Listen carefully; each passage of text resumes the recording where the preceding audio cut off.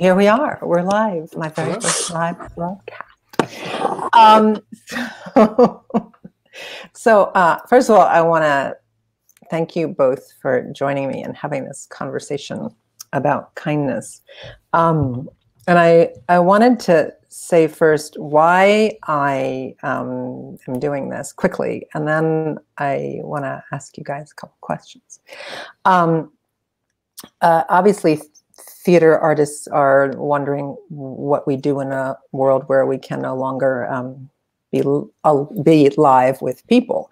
And so because I had to teach a class, I am teaching a class on theater for social change over at Towson, where I know Eris graduated from, and figure out how to do that online. I thought about the process that theater artists have, and because a lot of my work is connected to community renewal and how we can live together better, I thought we should share the process that I was teaching in class and that the Global Theater Project has always sort of built its work on, with people who are home, and give them a chance to interact with these kinds of ideas, these things that have become sort of four pillars that Theater for Social Renewal, as I call it, stands on.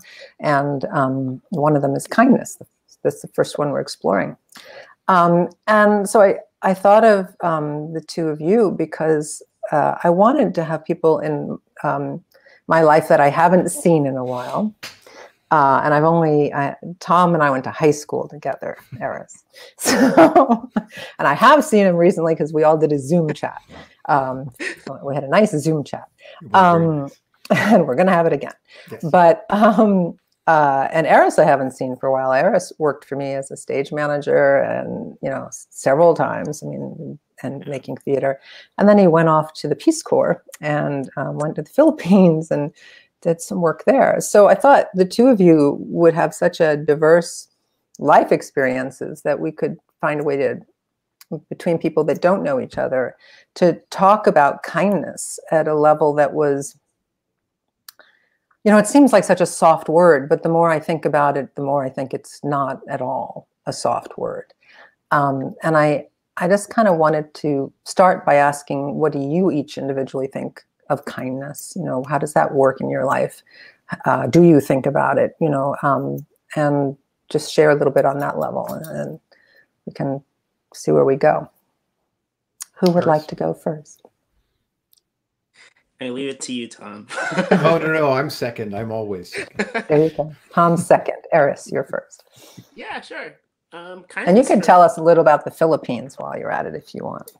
If it plays in. Yeah. For me, kindness for me really is just being someone that listens, I think, and being someone that is unafraid to hear other people's stories, and really give them a space to be able to share their stories. I think a lot of time people do a lot of talking, but no one really listens. That's one of the great things about theater, is that you have to sit there for 2 hours and listen to a story that's not your own. So I really think it's listening to other people's stories and really giving them that space, which in the Philippines, I was able to teach theater, actually. So one of the things that I was able to do with my students, which were all juvenile boys who were actually in conflict with the law. So they had all been to jail, and they were actually getting out of jail when I would work with them. But one of the things that we would do actually we would give them a chance to tell their story, but that they would actually be able to have a chance to talk to their victims and the people that they have wronged, and they would listen to those stories as well. So we actually made sure the boys understood their own stories, but also the other side of the story as well. So yeah, just listening. Do you think that's connected to empathy? Because earlier I was having a discussion on is empathy necessary to have true kindness? I think so. What do you think, Tom? I'm not sure. I'd have to think about that. Yeah. I think that kindness comes from and I agree with everything Eris just said. I think that kindness comes from an ability to as you said, see the other person's side, and to be not self-absorbed in the way that many people are, in that you have to realize that we are all, part of one tribe, and we all need to look out for each other. And if you get past the natural tendency a lot of people have to always be in competition, instead to realize that you're just your family, everyone is family, and be kind to them, in just the same way as you would want them to be kind to you. So that's, what about generosity? Well, I think those are all elements of kindness, right? Those are ways of expressing kindness, generosity, and empathy. I don't know if that's a way of expressing it. That's more a way of getting past your own feelings and being able to feel what the other person's feeling. I don't know that I think that's a natural thing in some people, but it's a learned thing in other people. So that kind of gets me to, I'm seeing somebody is commenting and saying that cooperation is an element of kindness, or an aspect of kindness. How do you feel about that, cooperation? I think that's another way of expressing the same thing. I totally agree. And Eris, the guys that you worked in, I mean, Tom just said, was talking about that we grow into kindness. We're trained, or we're brought up with kindness. The guys that you worked with recently, did you find that was true for them, or was it something that needed to be learned, or that theater helped them to learn, in a sense? I think it's theater helped them to unlock it, but I think That's an interesting word. They grew up with they were very kind boys, but they were in situations where they were coming from poverty. So they were doing things like selling drugs or making those mistakes and breaking those laws because they had to feed their families or because they had to provide for their families. So it wasn't like none of the boys that I actually worked with came from a place of, I'm doing this because it's a self thing that I need to fulfill. It came from I need to provide for my family. My sister, my dad is dying. I need to help my family. But because they were in the system, they unfortunately became a product of that system. So when they were in jail, they became a little bit more selfish because they had to look out for themselves. But once we started to do more theater, they realized that they're all a family and they all grow together. And family connects us. Because they're all a family, theater connects us and really connects them to the world. And it's their job as children in conflict with the law to really break that stigma. So I think theater really helped them to unlock it, and it really gave them a space to be comfortable and more vulnerable with themselves. Yes. Well, Tom, I mean, you're mentioning the similar thing that Tom said about we're all a family. They learned that they're all a family. They weren't blood family, right? But something connected them. So do you guys, please, and Tom. I think this tendency we have to tribalize can be good and it can be very bad. And I think it's good to form bonds like that.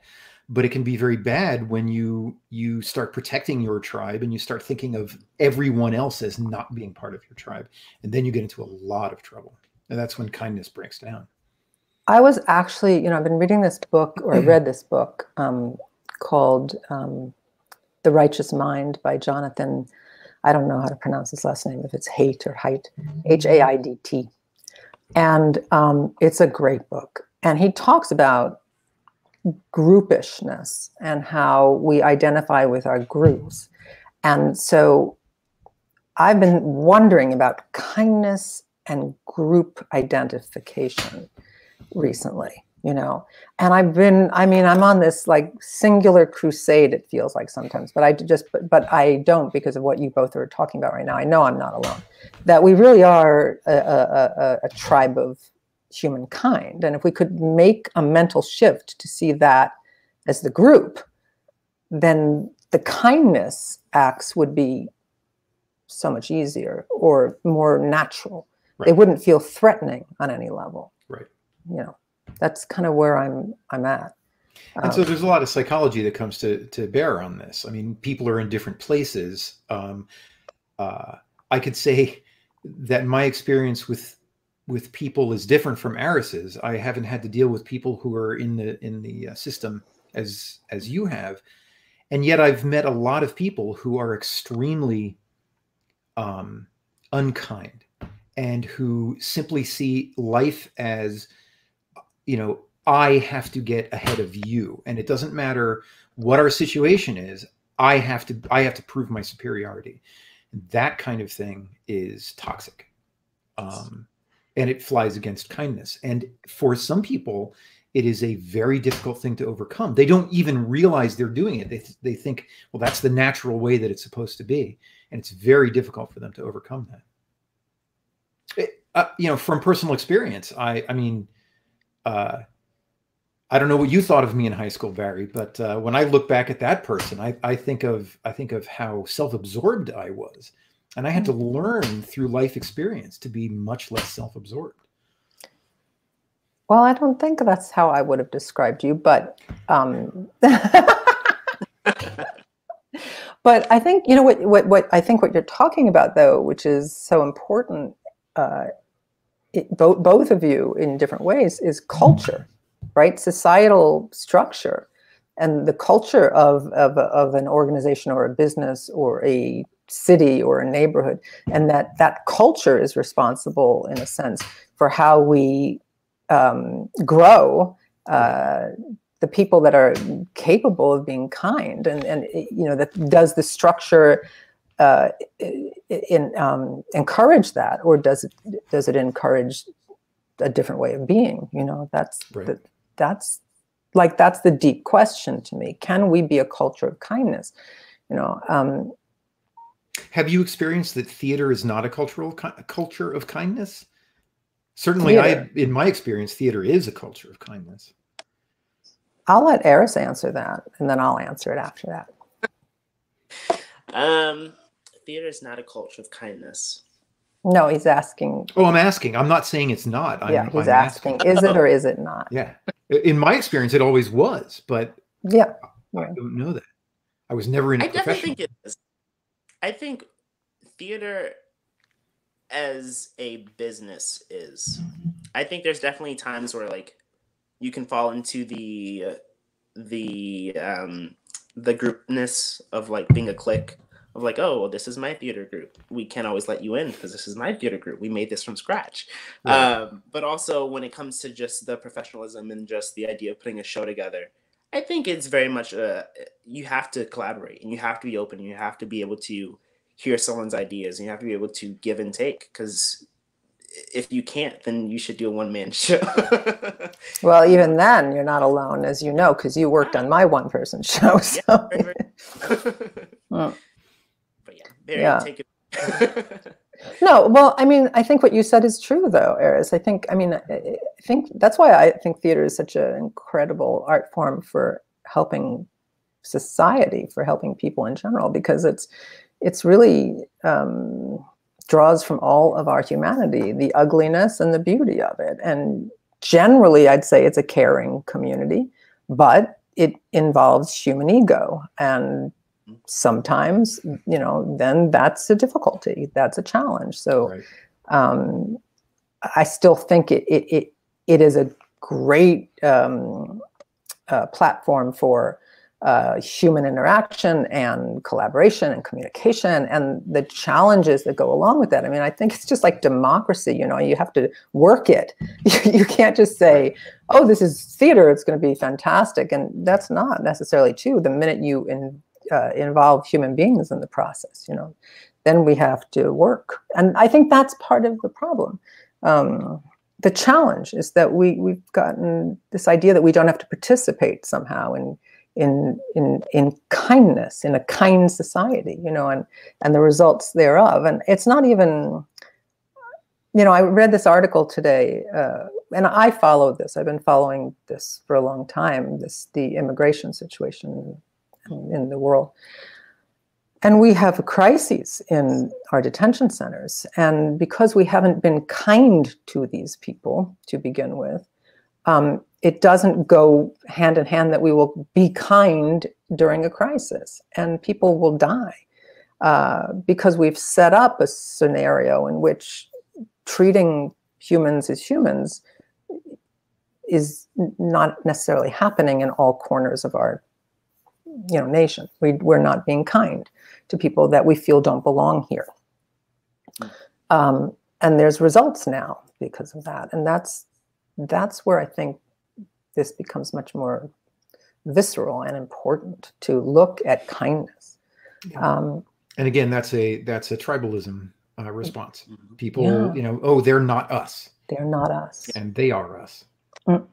Mm. And it's funny too. What do you guys think of this? Like, you see, like last night I was watching MSNBC, and at one point there was this, highlight of all the kind acts that are happening. But you never see kind acts that are happening when we're not having a crisis, or there's not like a flood, or there's not a pandemic. Nobody shows, like a 5-minute special about kindness then. It seems to be news at that point. But right. Well, that's human psychology, is the bad things are more important to us. Yeah. Why do you think that is, you guys? It's a survival instinct. It's something, that millennia of evolution has done for us. We are attuned to react to the negative things because they threaten us. What about kindness? Someone said here equals great for endorphins and dopamines. So wouldn't that be sort of addicting? Isn't that sort of something we could tap into more than our primal evolution? I mean, isn't there a way we could do that? If it really does make you feel good, that actually is a question. If doing good things for other people actually makes us feel good, actually can scientifically do things in our brain that bring us along to a place where we feel physically good, why is it stronger for us not to do that sometimes? That's a question somebody asked me to ask you guys. How do we jolt ourselves awake to aspects of kindness that we could and should be practicing, but we just aren't realizing them? So I think that's a great question. And again, it goes back to that this is, in many ways, this is a learned thing. Being kind, and I'm no psychologist, I'm an engineer. No. I don't understand, reality. You don't understand reality? I understand a different reality. But I think people learn to be kind. People, the animal instinct in us, the lizard brain, if you will, just wants to survive. It wants to survive and reproduce. And kindness doesn't necessarily, play in that. Violence does often. To survive, I have to be violent. I have to be tough. I have to put up walls, and I have to protect myself. I have to protect those, who are close to me. And kindness comes with higher learning. Kindness comes with, oh, it's not just about me. It's about us. And that is something I think that's learned. And some people learn that more easily than other people do.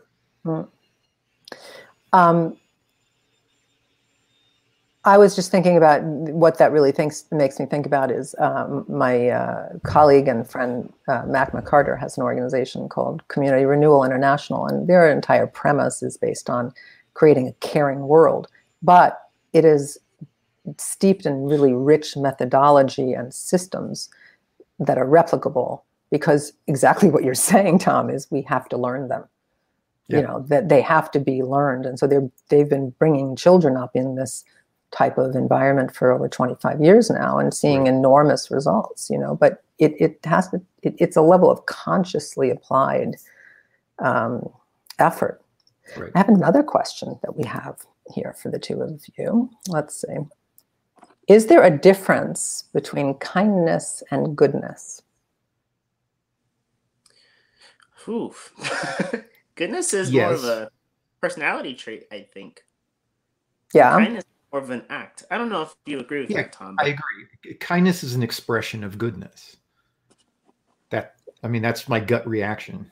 Okay, Yeah. so that would be more of an innate quality, is what Right. you guys are saying. Right. And we often say he or she is a good person. Does this mean that he or she is kind? I think See, that's a little bit typically, subtle difference. right. Typically the one follows the other.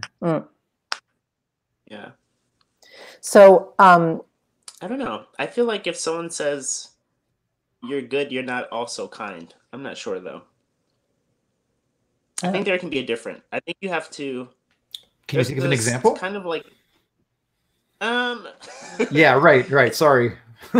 when you have to earn someone's trust, I think you have to earn kindness. Like if I just met someone on the street and I saw them giving someone else their food, I could say that's a good person. But if I don't really know that person because they're a stranger, then I can't really attest to their kindness just from that one act. I feel like they have to earn that kindness almost. But I don't know. That's just where I am. I don't know if that makes sense. no, it made sense. It makes sense because you don't know the intention of why the person was doing it. Is that what you mean? Yeah. So is kindness intention, or is goodness intention? Well, I think it's like a fine line you have to kind of cross, because like there's, like you brought up, like the self-gratification of kindness. Like if it dips too far into self-gratification, are you really being kind, or are you just doing it for yourself?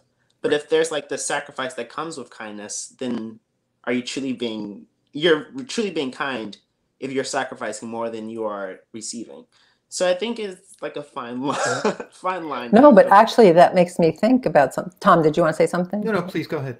I was just saying, we discussed kindness at lunch, my husband and I, and he brought up an interesting point, which was how did he put it? If you do a kind act and expect nothing back, that's kindness.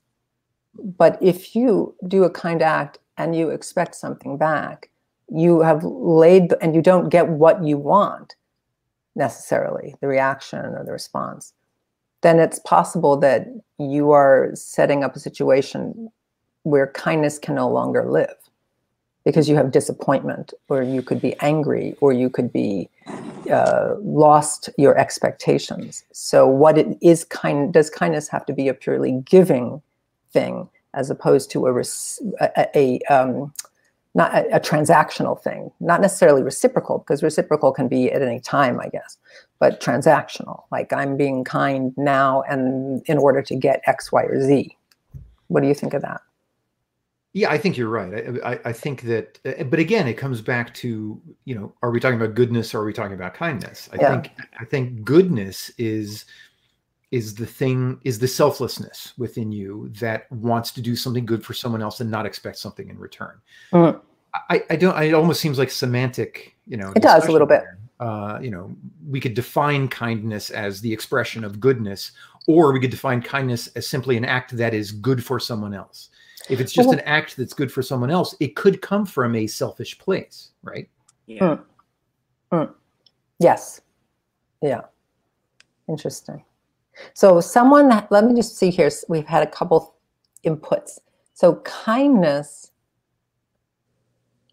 if someone experiences, where did this go? If someone experiences, is kindness service, prioritizing others' needs, and how do we be kind without feeling superior, which is kind of tied into what we're just talking about right now. Right. Yeah. Well, I think that comes from your motivation. I think that you can do service and not feel like you did it for yourself. I'm doing this to make myself feel better. I'm doing this to prove that I'm a good person. Yeah. But I think there's a tendency, even in good people, to sometimes step back and say, wait a second, am I doing this to feel like I'm a good person? That kind of self analysis that I think we all do. I don't know. We've had this discussion in our group on Saturdays. We get together and talk about things like this, and we've had this discussion, and that's not necessarily a bad thing. That kind of introspection, that kind of, am I doing this just to make myself feel better? I think it's something, there's a self-awareness that you need to have to do that kind of introspection. And, you know, the question comes up, if you continue to do kind acts and you're not sure if you're doing it, you know, because you want to feel better or because you want other people to be happy, you're still doing kind acts. It's still a good thing. Yeah. So I'm going to close this conversation by asking you both one thing, which is, to you, what does kindness feel like physically or emotionally? What does it feel like? Physically and emotionally. For me, it feels like sacrifice. I learned this amazing word in the Philippines, which my friends always make fun of me for saying. But this, it's a term called kapwa, and it means kind of sacrificing for the good of the people or sacrificing for the good of your brother. So you have to lose. It's the idea that you have to lose something so the people, all of us together, can be better. And that was always something that I remembered throughout my service. And I love that idea. Like, you can't, for me anyway, I think it's truly good and it's truly kind when you can sacrifice something, or you can sacrifice time to really help someone else. But that's just me.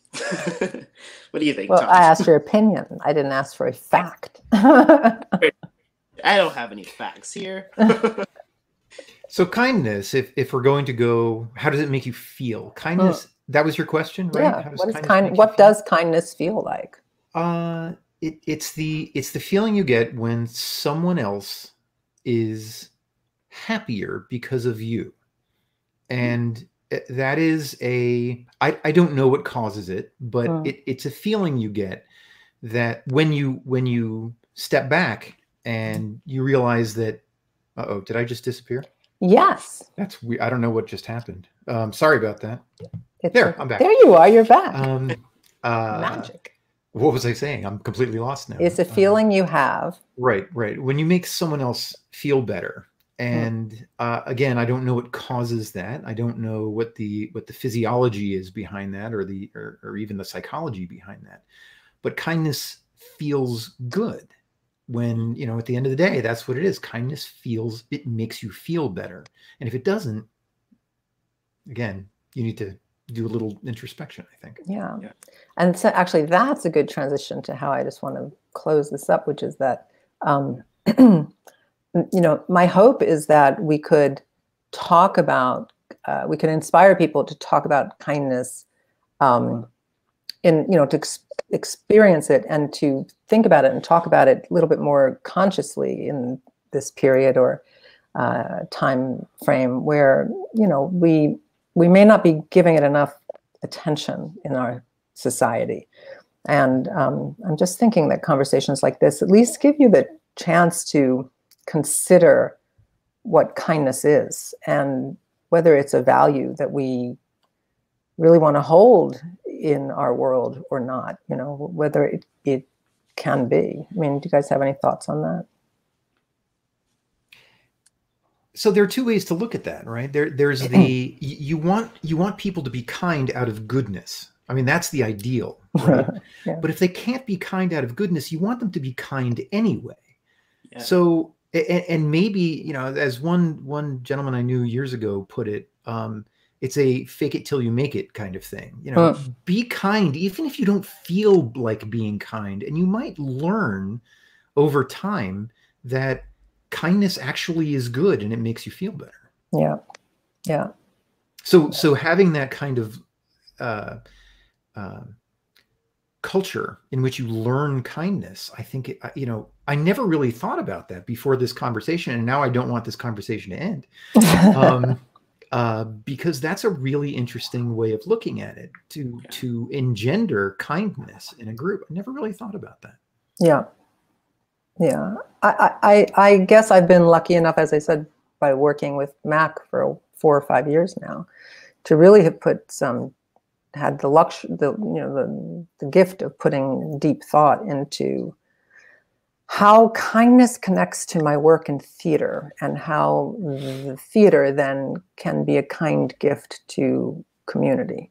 Right. Not as an entertainment necessarily, that's, you know, not as a distraction, but as a true way to heal itself and grow and expand. Like that's what I'm really curious about. And it does come from this idea of caring, of being kind.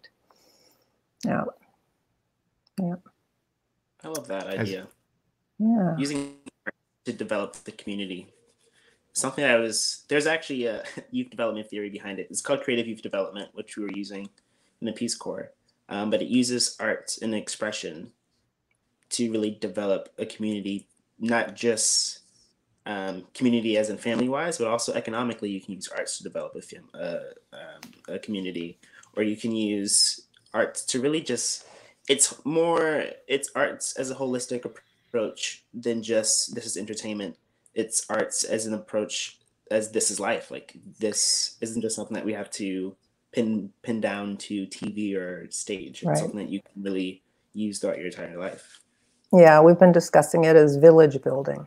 That, you know, we're building a village. We all live in the village. We're all responsible to each other. A good village, everybody participates, and they bring their gifts and their skills, and you know, and we're intersected. So that's kind of how we've been talking about it, and it's really. But don't talk smack about other villages, because.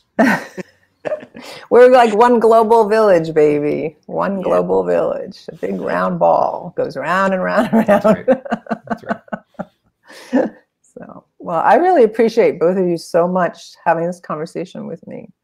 Thanks for the opportunity. For launching my very first live stream with the two of you. That is awesome sauce.